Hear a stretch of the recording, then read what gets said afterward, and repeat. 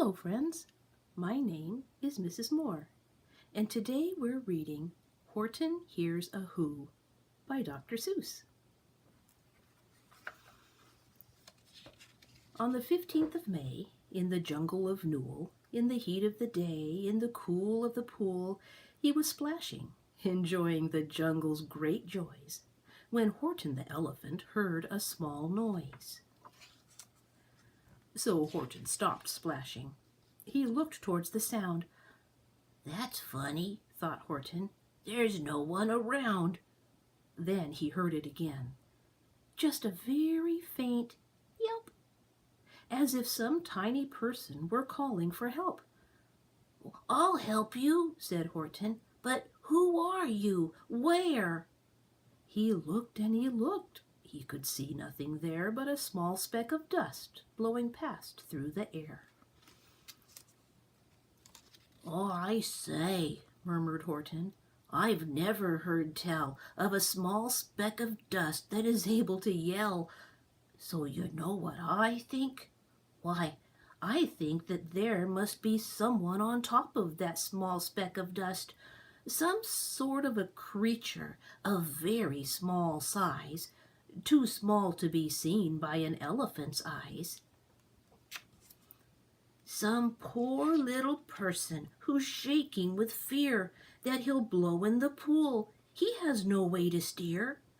I'll just have to save him because, after all, a person's a person, no matter how small." So, gently and using the greatest of care, the elephant stretched his great trunk through the air, and he lifted the dust speck and carried it over and placed it down safe on a very soft clover. "Humph!" humphed a voice. 'Twas a sour kangaroo, and the young kangaroo in her pouch said "Humph!" too. "Why, that speck is as small as the head of a pin. A person on that! Why, there never has been." "Oh, believe me," said Horton, "I tell you sincerely, my ears are quite keen, and I heard him quite clearly. I know there's a person down there, and what's more, quite likely there's two, even three, even four, quite likely a family for all that we know, a family with children just starting to grow. So please," Horton said, "as a favor to me, try not to disturb them. Just please let them be." "I think you're a fool," laughed the sour kangaroo. And the young kangaroo in her pouch said, "Me too. You're the biggest blame fool in the jungle of Newell." And the kangaroos plunged into the cool of the pool. "Oh, what terrible splashing!" the elephant frowned. "I can't let my very small persons get drowned. I've got to protect them. I'm bigger than they." So he plucked up the clover and hustled away. Through the high jungle treetops the news quickly spread. "He talks to a dust speck. He's out of his head. Just look at him walk with that speck on that flower." And Horton walked, worrying, almost an hour. "Should I put this speck down?" Horton thought with alarm. "If I do, these small persons may come to great harm. I can't put it down, and I won't. After all, a person's a person, no matter how small." Then Horton stopped walking. The speck voice was talking. The voice was so faint he could just barely hear it. "Oh, speak up, please," said Horton. He put his ear near it. "My friend," came the voice, "you're a very fine friend. You've helped all us folks on this dust speck no end. You've saved all our houses, our ceilings and floors. You've saved all our churches and grocery stores." You mean, Horton gasped, you have buildings there too? Oh, yes, piped the voice, we most certainly do. I know, called the voice, I'm too small to be seen, but I'm mayor of a town that is friendly and clean. Our buildings to you would seem terribly small, but to us who aren't big, they're wonderfully tall. My town is called Whoville, for I am a Who, and we Whos are all thankful and grateful to you. And Horton called back to the mayor of the town, You're safe now. Don't worry, I won't let you down. But just as he spoke to the mayor of the speck, 3 big jungle monkeys climbed up Horton's neck. The Wickersham brothers came shouting, What rot! This elephant's talking to Whos who are not. There aren't any Whos, and they don't have a mayor, and we're going to stop all this nonsense, so there! They snatched Horton's clover. They carried it off to a black-bottomed eagle named Vladikoff. A mighty strong eagle, a very swift wing, and they said, Will you kindly get rid of this thing? And before the poor elephant even could speak, that eagle flew off with the flower in his beak. All that late afternoon and far into the night, that black-bottomed bird flapped his wings in fast flight, while Horton chased after, with groans over stones that tattered his toenails and battered his bones, and begged, Oh, please, don't harm all my little folks who have as much right to live as us bigger folks do. But far, far beyond him, that eagle kept flapping, and over his shoulder called back, Quit your yapping. I'll fly the night through. I'm a bird. I don't mind it. And I'll hide this tomorrow where you'll never find it. And at 6:56 the next morning he did it. Oh, it sure was a terrible place that he hid it. He let that small clover drop somewhere inside of a great patch of clovers 100 miles wide. Find that, sneered the bird, but I think you will fail. And he left, with a flip of his black-bottomed tail. I'll find it, cried Horton. I'll find it or bust. I shall find my friends on that small speck of dust. And clover by clover by clover with care, he picked up and searched them and called, Are you there?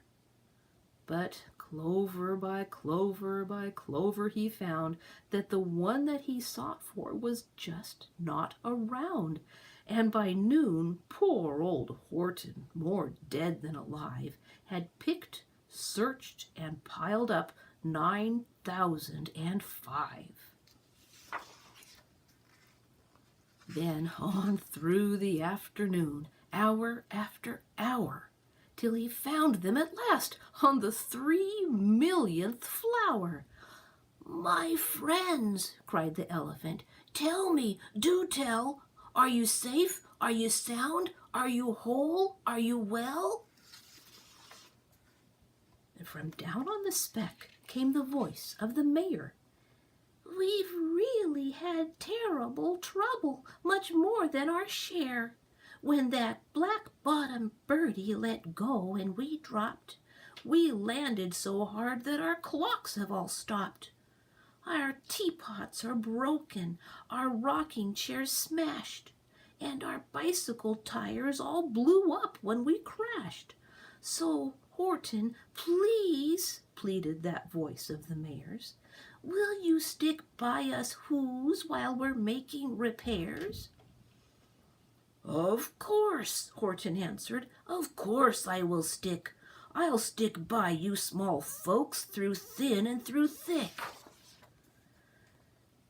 Humph! humphed a voice. "For almost 2 days you've run wild and insisted on chatting with persons who've never existed. Such carryings on in our peaceable jungle. We've had quite enough of your bellowing bungle. And I'm here to state," snapped the big kangaroo, "that your silly, nonsensical game is all through." And the young kangaroo in her pouch said, "Me too."